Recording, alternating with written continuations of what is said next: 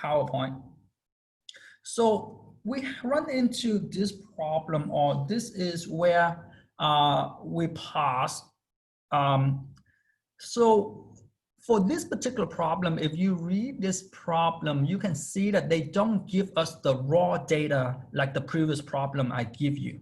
The previous problem I give you, we divide into different regions, we divide into the number, the category, and they give you the number.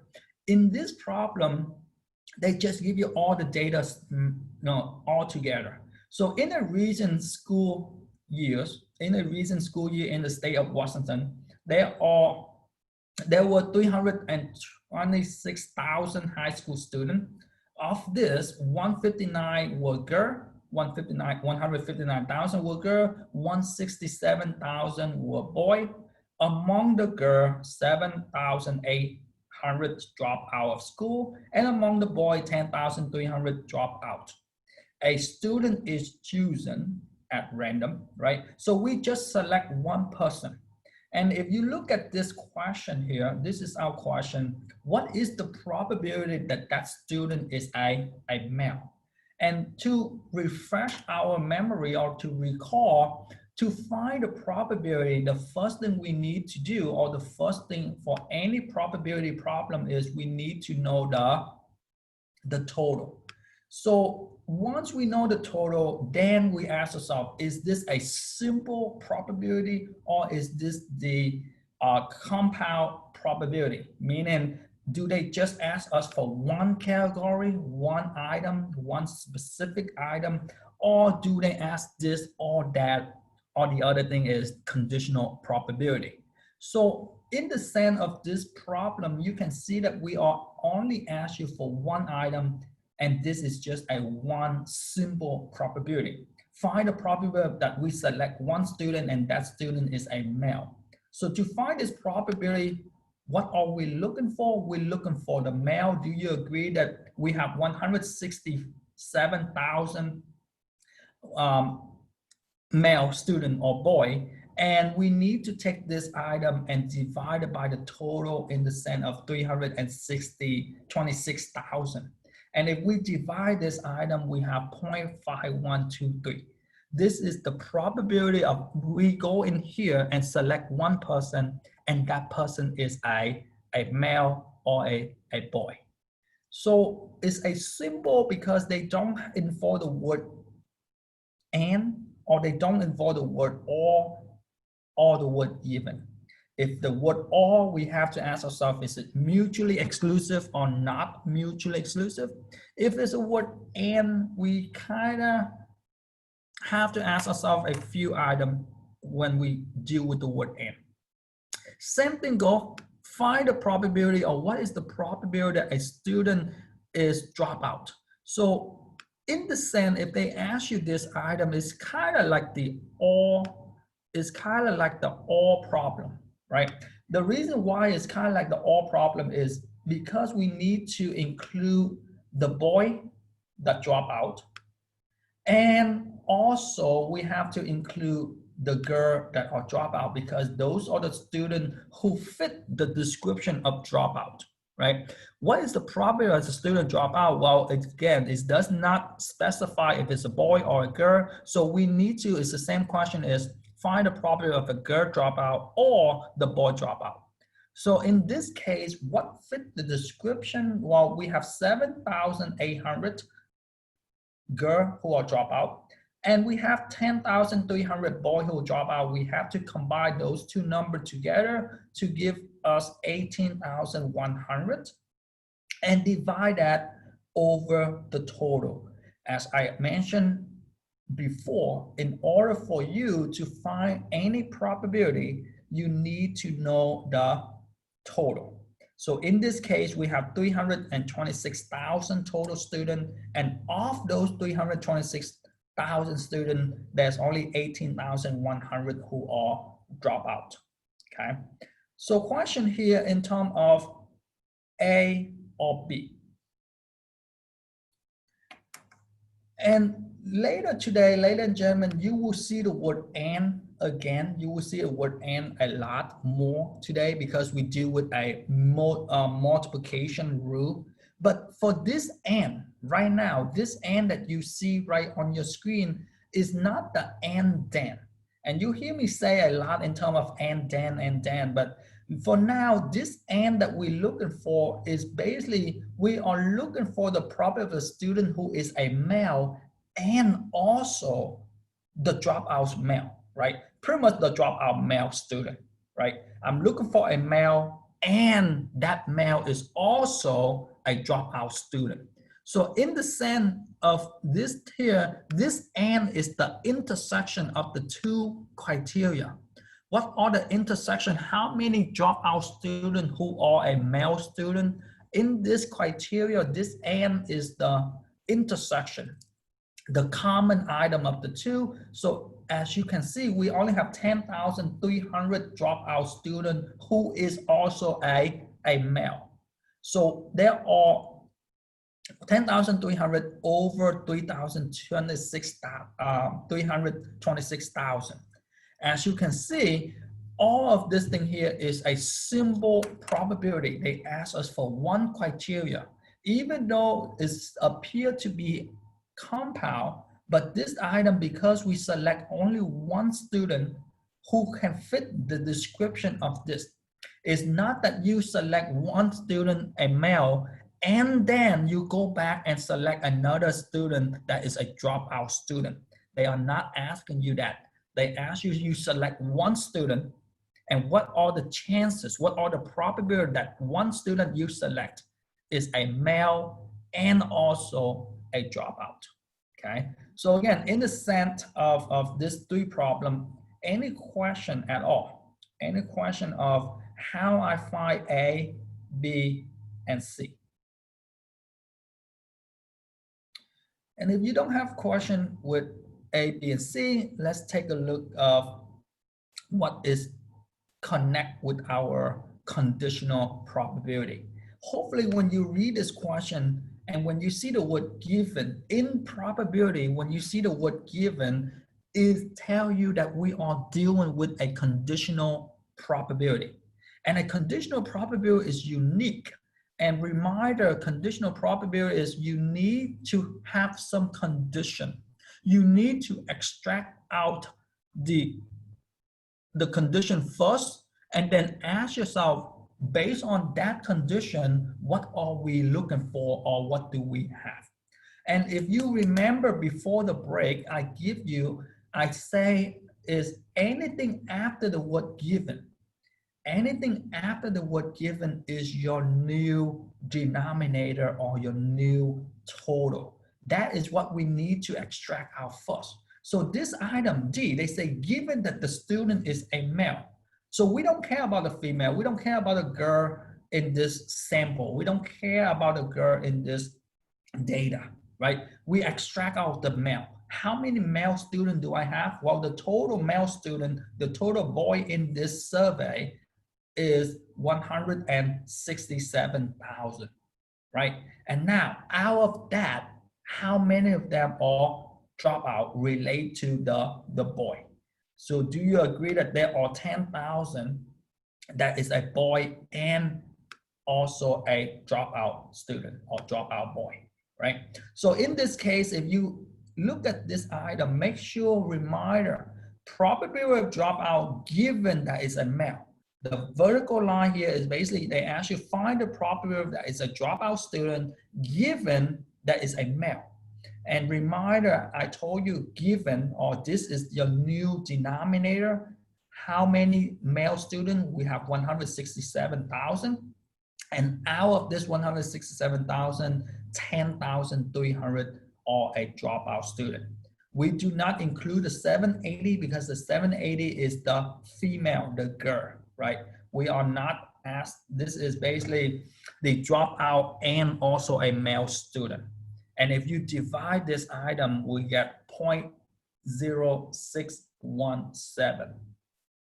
And hopefully you guys see or remember a little bit in terms of conditional probability, in terms of the given procedure, right? If you see the word given, is tell you that we have a conditional probability and anything followed by the word given. Anything followed by the word given is my new or your new denominator. So in E, the new denominator that we have is the dropout student. How many dropout students I have? Well, I have 780 here, and then 10,008 and 300 here. So do you agree that the new total or the total I have is I need to take the 780 plus the 1080 to give me 1810. So the total that I have, I need to take out 18,010 students. And out of that 18,010, how many of them are the male student that is dropout? And in this case, the male who are dropout is 10,300. And if you divide this item, you can see that is 0.5691. And these two questions are different, right? These two questions, hopefully you guys can see the difference in terms of D. D, we all compare the dropout among just the male student. So with the among the male student is only 6% that is dropout. So all of the boys who go to school in high school in Washington, D.C., there's only roughly 6.2% that are dropout. But among the dropout student, the male is 57, right? Roughly 57% that drop out. Just among the dropout only is the male considered a 57%. But just among the male, there's only 6%. Okay, so that's the difference between the conditional probability is what are we trying to compare to, right? If you want to give a bad name for the boy, you say, well, there are 57%, roughly 50%, 57% of a male dropout, right? Regard to the dropout rate, right? But if you want to give a good name, you say, well, there's only 7% of a male dropout given or based on the male category. Okay, so again, those are the two different in terms of comparison of the conditional probability. But question here in terms of A, B, C, D, or E here. Question how to find the probability. What are we looking for? What are the keywords that we're looking for here? Any question, ladies and gentlemen? All right, if you don't have a question, let's take a look at the second to last item that we have.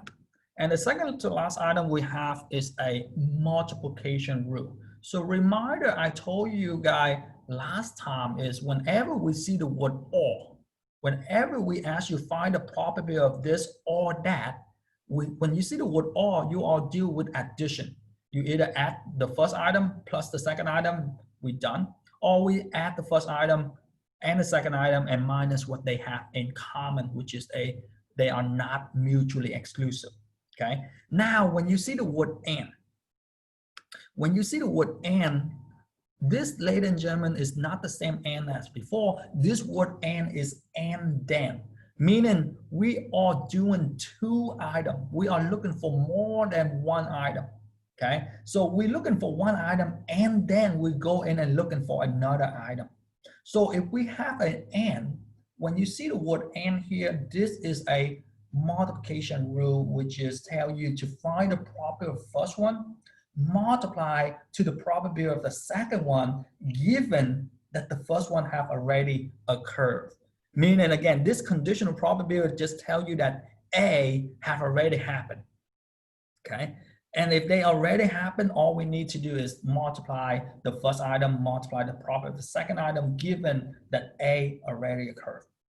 And when you see the word and, there are two things that you need to ask yourself. Does the two events, all the two events that I'm looking for, are they independent or are they dependent? So how can they independent? Well, independent is basically tell you that the first event does not affect the second event, meaning the two events are separate from each other. In the, the example is if you flip the coin 3 times, or 2 times, or how many ever time you want. You can see that every time you flip the coin, they are independent from one another, right? You flip the coin the first time, what are the chances for you to get a tail? Well, you have 1 out of 2, 50%.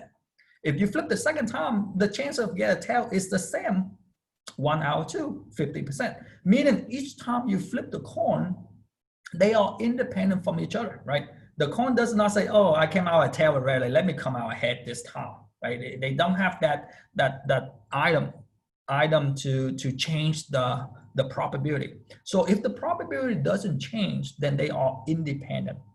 If the probability changes, then they are dependent. And later on, you will see that with replacement is independent, meaning if you pick something and you replace it back, then that is independent. Without replacement, if you take something and you just leave it and you go back and take the second time, they are independent, okay? Meaning if you don't replace them, if you don't put it back, then they are dependent. And we will see that problem in a bit later. But if you decide that the two events are independent, meaning they do not affect each other, then all you need to do is take the first probability, multiply the second probability. Meaning if I ask you, if I flip the coin the first time to get a tail, and then I flip the coin the second time to get a tail, what will be the probability that I flip the coin 2 times and I get 2 tails? And if you can see 1/2 times 1/2, I will get 1 times 1 is 1, 2 times 2 is 4, 1 over 4, you can see that it's 25%, right? If I flip the coin 2 times in a row and I get 2 tails, I will have 25% of get 2 tails, okay? But let's take a look at this example. Let's take a look at this item. After all that, the problem they give you is a little bit different. Okay, so I give you, I kind of spell it out for you a bit here. So a storage of 10 computer contain 3 are defective. So again, we have a storage room and this storage room have 10 computer, and out of that 10 computer, 3 of them are not working, they are defective. Now, 2 computer, as you can see, different from before, we need to select 2 computers. Last time we only select 1 student, we need to do something one time. This time we select 2 computer. So 2 computer are drawn at random and test A. So the event A is this. Event A is the first computer that you take out, they are defective. So that's your event A. The event A is you go into the storage room, you pick out 1 computer and you test them, and this computer happened to be defective, meaning broken, not working, right? So that's event A. You go in and pick out 1 computer. Event B is you go back and pick out a second computer, right? So again, I spell it out for you right here, and I say, given that the event A is already occurred, meaning again, you do event A first, right? Event A, you have to take out the first computer, and then you go back the second time, given that A already happened, meaning you test them, and if you know that they are defective, meaning you do not put the computer back, right? Why would you put it back? Once you test it, you say, oh, this thing is not working, you put it on the outside, right? So we have 10 random computer. We don't know which one is working or which one is not working. We want to take out the not working computer. So we test the first one, that's event A. We see that it's defective. Now we go back and we pick out a second computer, right? So let's take a look at A. What do they ask us? So after all that, they just ask us one thing. They ask us probability of A. What is probability of A? Well, probability of A, what is A? If you go to the storage and you pick out 1 computer, what is the probability of that computer is defective? Well, hopefully you guys see that we have how many defective computer? We have 3 defective computer out of the total of 10. There are 3 defective computer out of the total of 10. So that is my probability of me select a defective computer, and the defective computer will be 0.3, right? And which is 30%. And if for B, they asked me find the probability of B given A have a radial curve. Meaning again, what is the probability of B if you already know A or if you already took out one of the computer? So you can see that if you go the second time in the storage, do we still have 3 defective computer out of 10 computer total? Hopefully you say no. Why? Because now we took out one computer and we put on the outside. We do not replace that computer back. If we go back, there's only 2 left. Why 2? Because there's only 2 that is broken out of 9 of them. Because one of the broken we tested and we put on the outside. So the probability of B, which is the event B, is you go in the second time and you pick the second computer given that you already took out one of them already, which is A. Okay, so that's why we have 2 over 9 and 2 divided by 9 to give us 0.2222. The reason why I give you this problem is to show you that part A is probability of A. Part B is probability of B given A, meaning again conditional probability. And what is the condition here? The condition here is A got to happen. And now they ask you what is the probability of A and B. So this N, because we do multiple times, we need to multiply.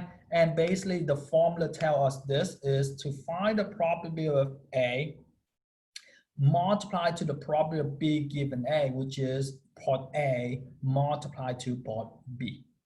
Do we know the probability of A? Well, that's 0.3. Do we know the probability of B given A? Well, that's 0.222. And if I multiply them, I will get 0.066666666 or 0.0667. Okay.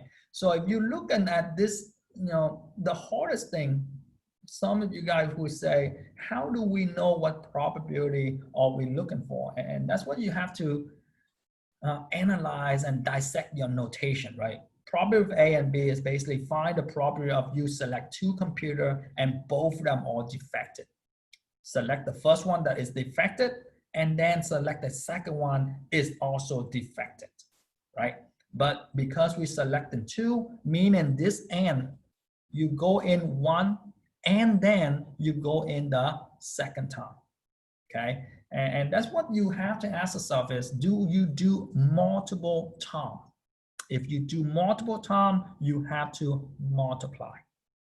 And are A and B, are they independent? Well, the probability is not the same. They are not the same. They affected one another, right? A affected influence, right? They alter B. And because the probability are not the same, they are not independent. They are not independent, they are dependent, okay?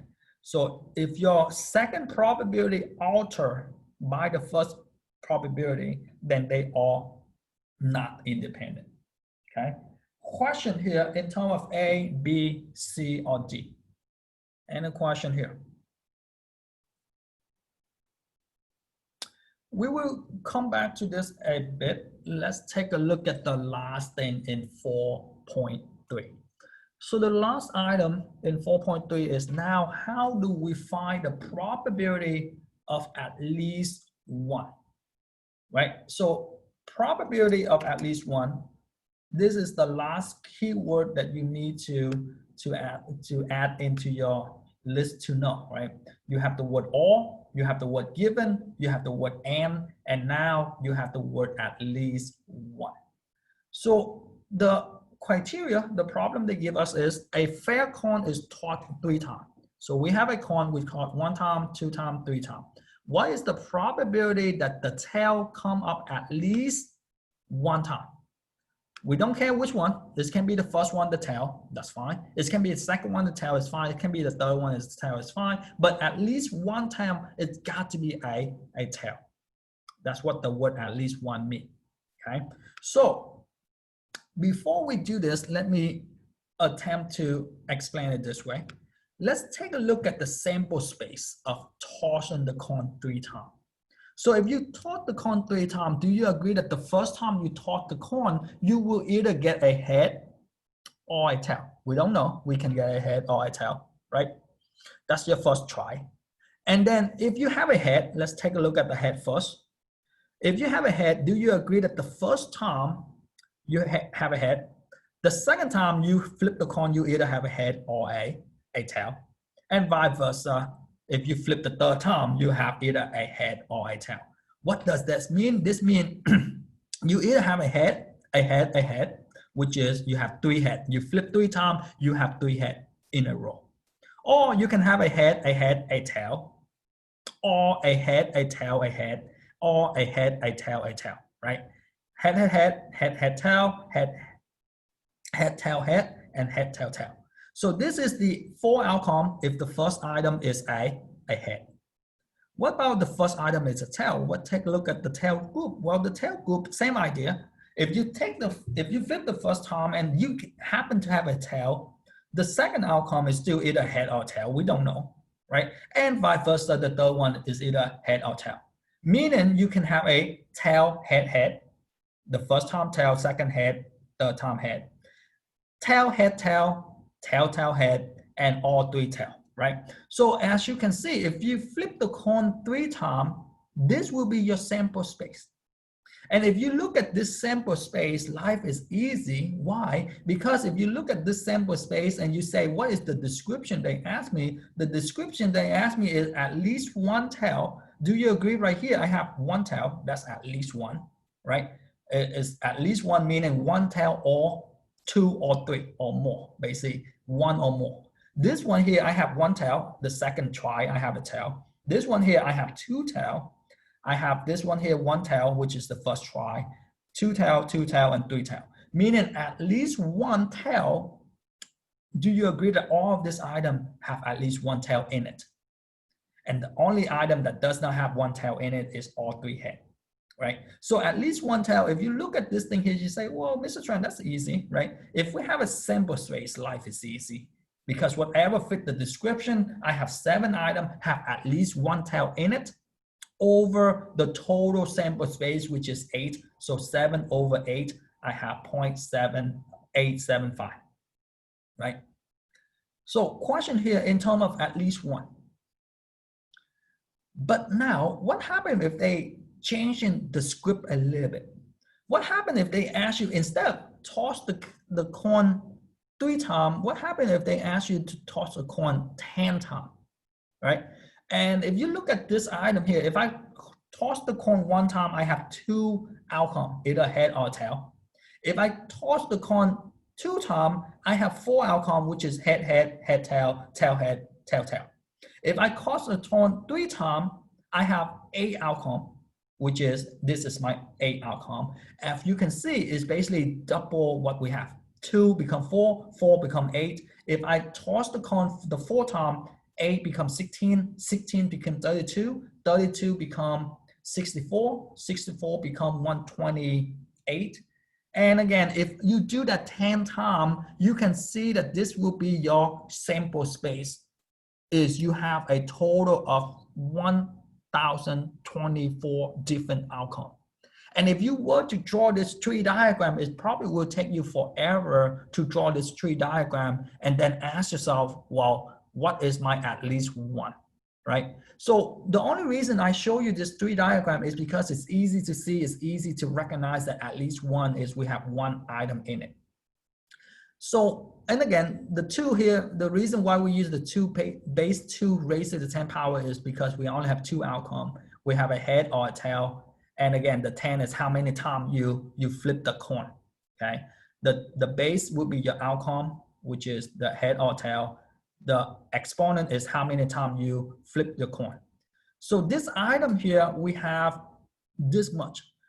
So it will be impossible for you to create a sample space with 1,024 different outcomes. So to make it a little bit easier, this is the formula for at least one. The formula for at least one is basically tell you if we know the probability of none, then to find at least one, basically you take 1, which is the total probability, minus the probability of none. So you probably say, what is the probability of none? Well, do you agree right here? Let's attack this problem. Do you agree that this item right here is the non-time, none of the 3 times that I have a tail, right? I have a head, head, head. I don't have any tail in here. So if I ask you, what's the probability of none of the time I have a tail, do you agree that I have 1 item out of 8 items, right? So to attack this problem using the formula, all you need to do is find the probability of at least 1 tail is you take 1 minus 1 out of 8, because 1 out of 8, that is just the 1 time that does not have any tail, none of the tail coming out of the total 8 sample space. And what is 1? Well, 1 is the same as 8 over 8. 8 over 8 is 1 whole number. And 8 minus 1 will give me 7. Subtract the numerator, kept the denominator, right? 7 over 8. And as you can see, 7 over 8 is the same as this item here, right? The reason I give you the sample space is easy, but this item here, the sample space for this item will be impossible to draw. I need a 2 screen of the computer to basically fit this item in. So if we see this thing here, there will be 1 time that does not have a tail. You can say 10,000, oh, not 10,000, 1,024 over 1,024 minus 1 over 1,024 to give you 1,023 divided by 1,024, and that will be at least 1 time you will get a tail, okay? So that's the probability of at least 1. So just to be in short, to find the probability of at least 1, you need to take the total probability minus the probability of none, okay? And the hardest part is probably find the probability of none. So let's take a look at this item here. So after all of this explanation, when we get to the example, you will say, wait a minute, this example does not fit anything like what we just mentioned. And that's what math is, right? We give you the basic, we give you the idea, and we ask you to, can you manipulate those ideas and convert to the thing that you need, right? Because math, you know, they involve, it's not the same all the time. It's the same idea, the same concept, but can you use that same idea and concept to apply to your problem, right? So let's take a look at this problem. We know if you glance through this thing here, and that's what you do a lot, is you glance through this thing here and you see this keyword, right? They ask you, what is the probability Jeff have won at least 1 prize? So at least 1, we know that that is my keyword, and I give you this formula up here, at least 1, right? So let's take a look at the information. The information they give us is every day Jeff buy a lottery ticket. Each ticket has the probability of 0.2 of winning a prize. After 7 days, what is the probability of Jeff winning at least 1 prize? So first of all, Jeff buy a ticket 7 days in a row.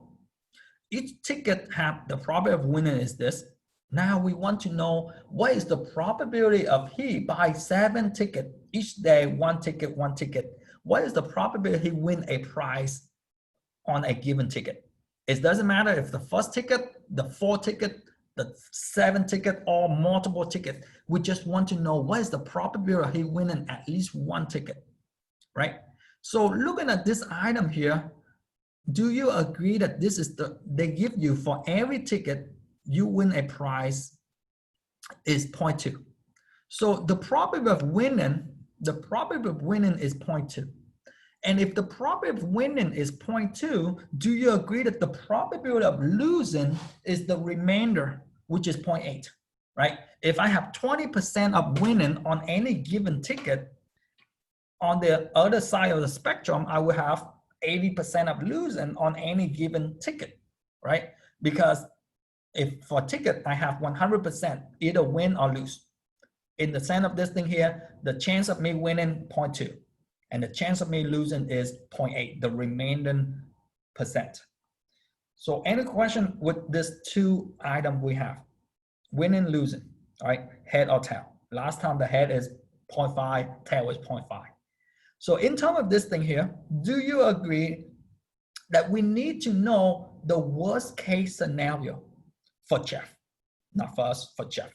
So what is the worst case scenario? Well, the worst case scenario for Jeff is he buy 7 tickets and none of the ticket is a winning ticket, right? That's the worst case scenario for Jeff, right? So how do we find that worst case scenario? Well, the worst case scenario is, do you agree that probability of none of the ticket that he bought, none of the 7 ticket that he bought is a winning ticket? So let me ask you, for one single ticket, what is the probability of Jeff losing his money? Well, do you agree that the first ticket, the probability of he losing is 0.8. The second ticket, the probability of he losing is another 0.8. The third ticket, 0.8. The fourth ticket, the fifth, the sixth, and the seventh ticket. Do you agree that each ticket, the probability of he losing his money, whatever the price that he pay, the probability of he losing his money is 0.8, which is the probability of he losing. And this is the worst case scenario for Jeff. If he buys 7 tickets, the probability of none of the ticket is a winning ticket, because all of the ticket is a losing ticket. 7 tickets in total, and all of them is a losing ticket, is 0.2097.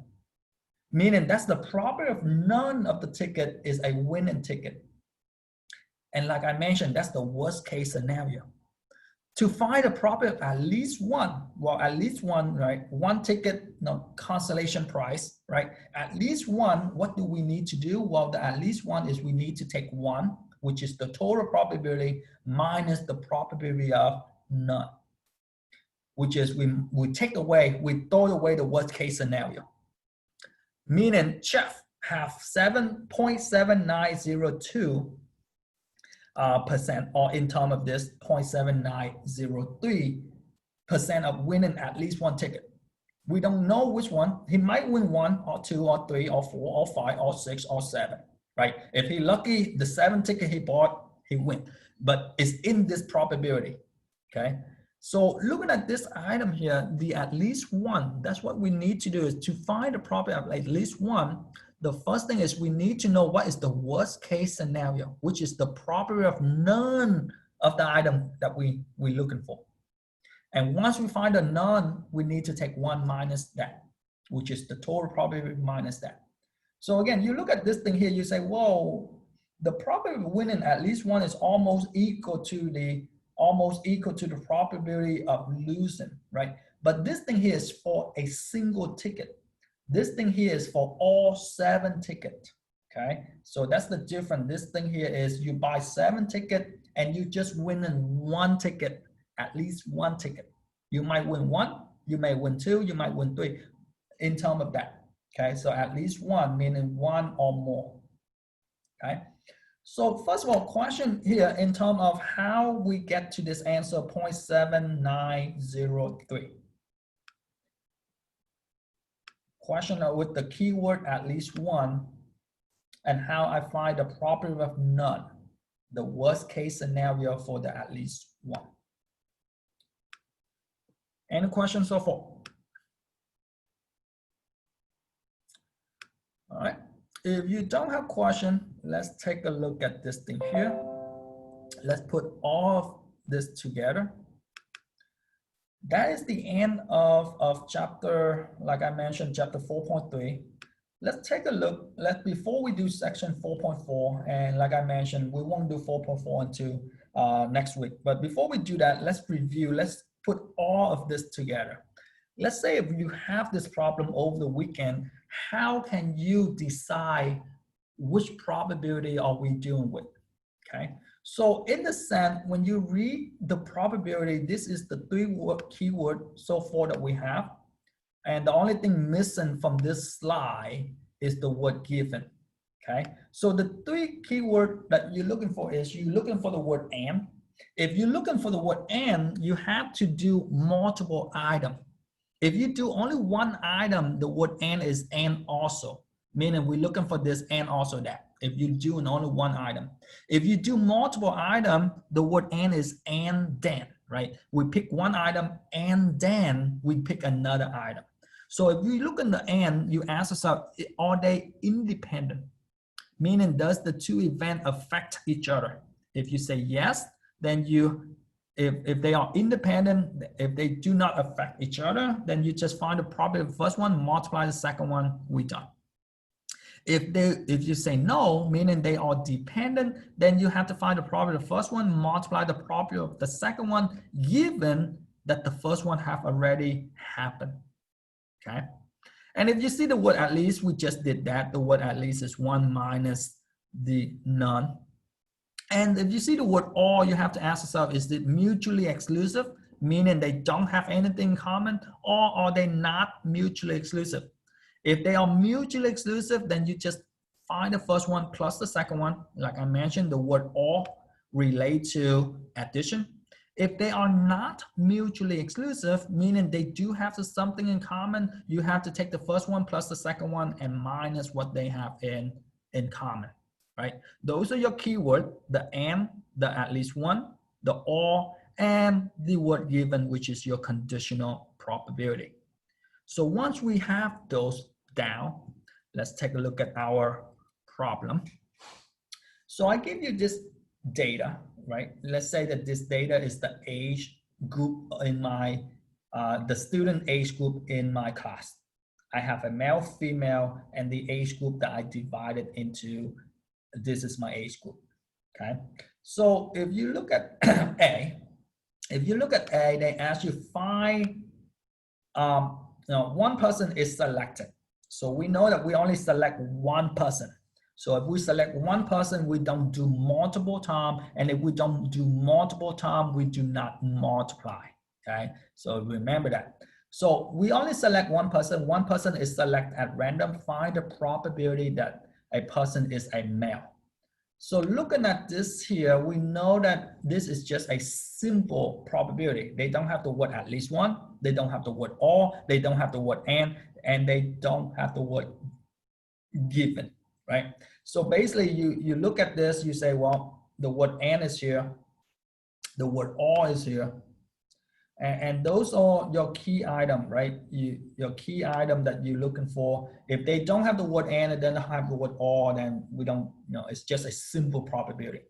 But before we do any of that, remember to find any probability, we need to have a total, right? We need to have the total. We need to know how many total male, how many total female, and how many total overall, which is we have 30 students in my class, right? And again, we want to know the total of each of the age group. So we just add them up, which is 7, 5, 7, 4, 3, 4.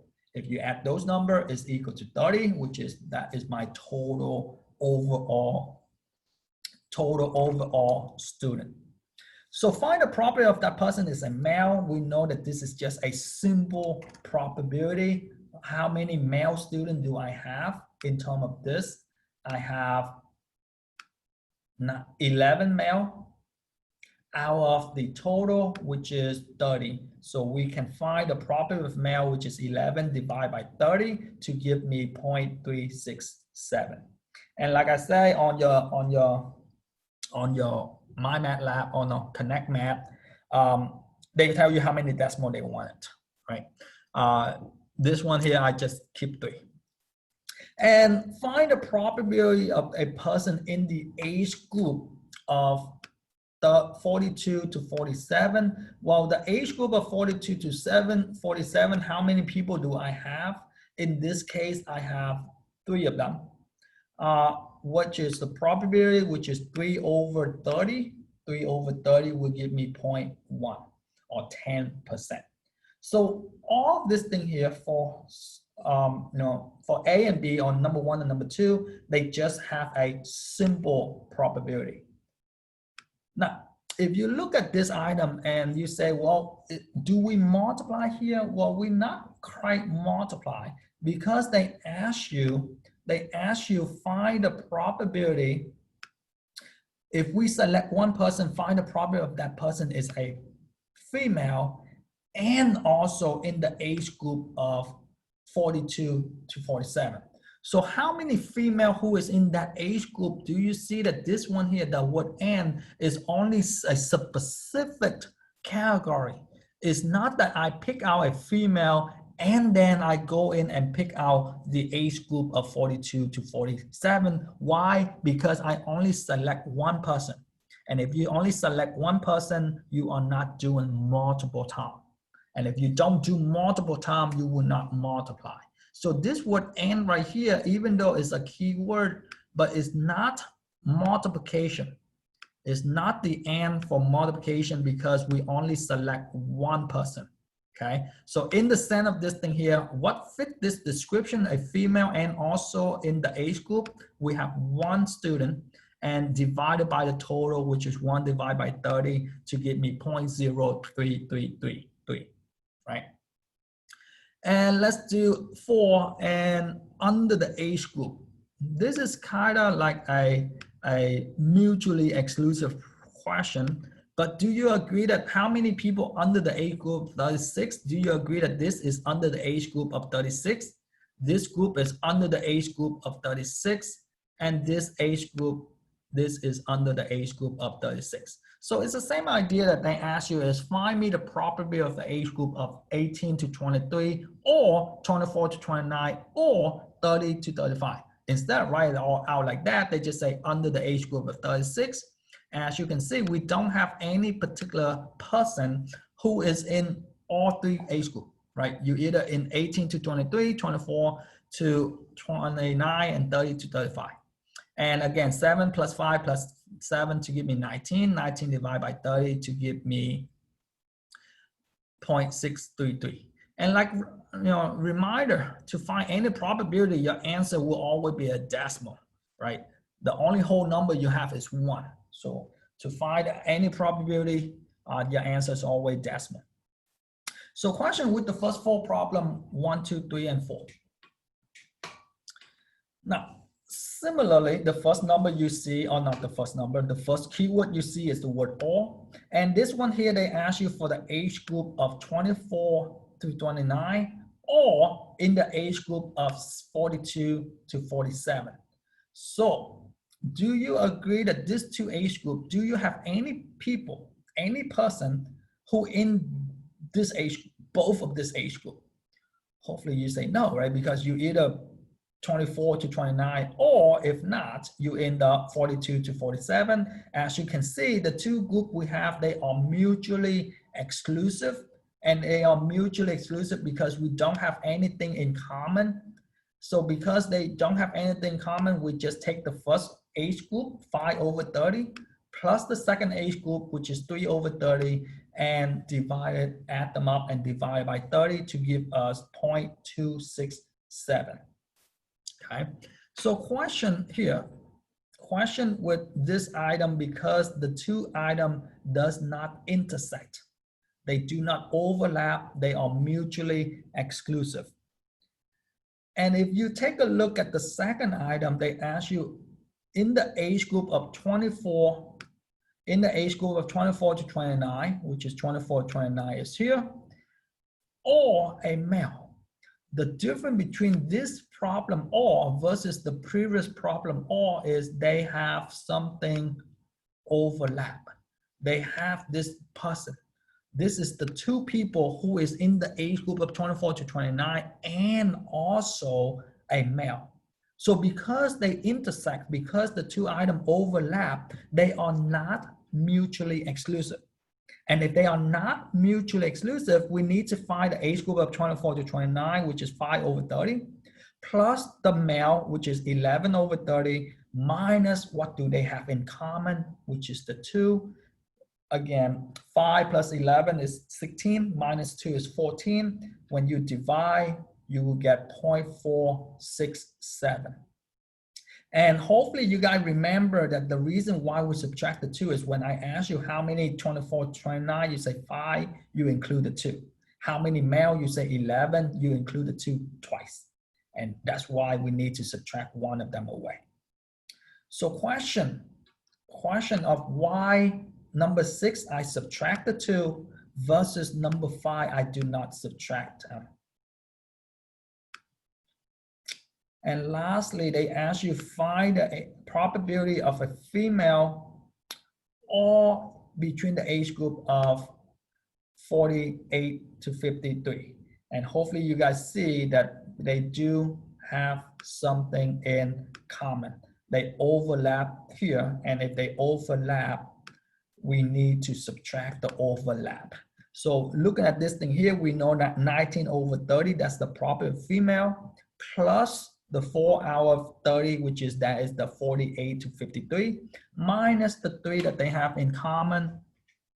And if you add them, you have 23 minus 3 to give you 20, and you subtract them to give you 0.6666666, basically 0.667.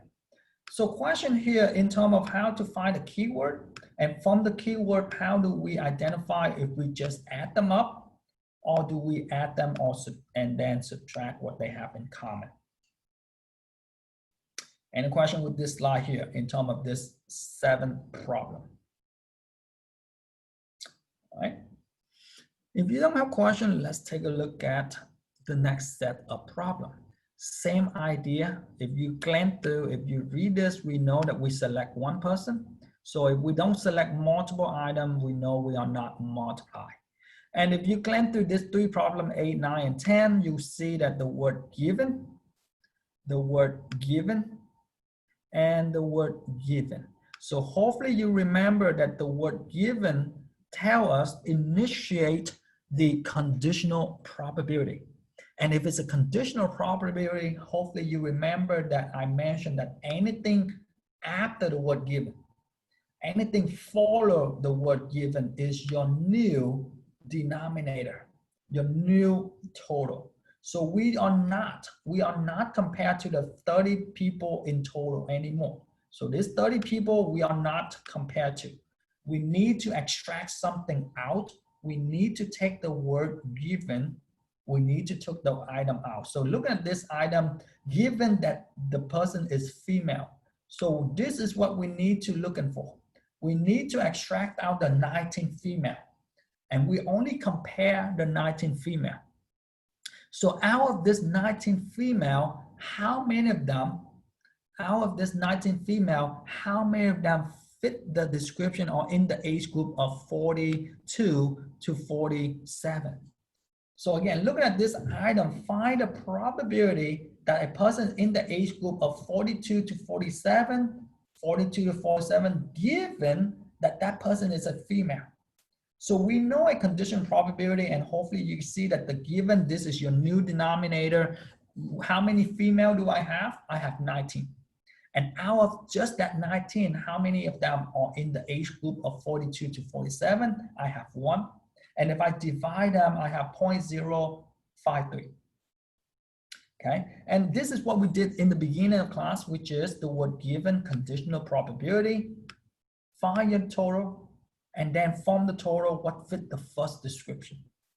Same thing go, the second item they ask you, find the probability of a person is a male. We are not focusing on male, given that person is the age group of 24 to 29. So the age group of 24 to 29 is here, and out of this 5 students, how many of them are male? Do you agree that we have 2 male students in the age group of 24 to 29? So how many in the age group of 24 to 29? We have 5, and of that 5 students, we have 2. So the conditional probability, anything for the word given, is your new denominator. So in this case, question in terms of why I have 2 over 5. We are no longer work with the 30. The 30 is just a, if we take a look at the whole item, but given is some condition have to met, and the condition is followed by the word given. And lastly, for this slide, they ask you given, make sure that this thing here, the given come first. So given the person is a male, so we focusing on the male people. We have 11 of them. Out of that 11 male students, how many of them fit the description between 36 to 41? So everybody see that we only focusing, we don't care about this female student, right? We don't care about this female student. We need to extract out the male student. How many male students? We have 11. And out of just that 11 male students, how many of them are in the age group of 36 to 41. So that is your conditional probability. Probability of 36 to 41 given that person is a male. And once you have that, you have 1 divided by 11, and that will give you 0.091. So question here in terms of a conditional probability or in terms of your keyword given. And that is your objective, ladies and gentlemen. You read all of this thing here, they keep on asking you probability, probability, probability. You have to know the difference between the or versus the given. And lastly, let's take a look at this item versus the and. Okay, so if you glance through this item, you can see that we have the word and, right? This thing here, they don't have a word and, but because we do multiple times.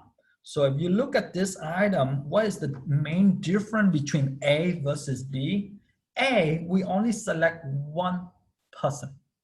In B, we select two people.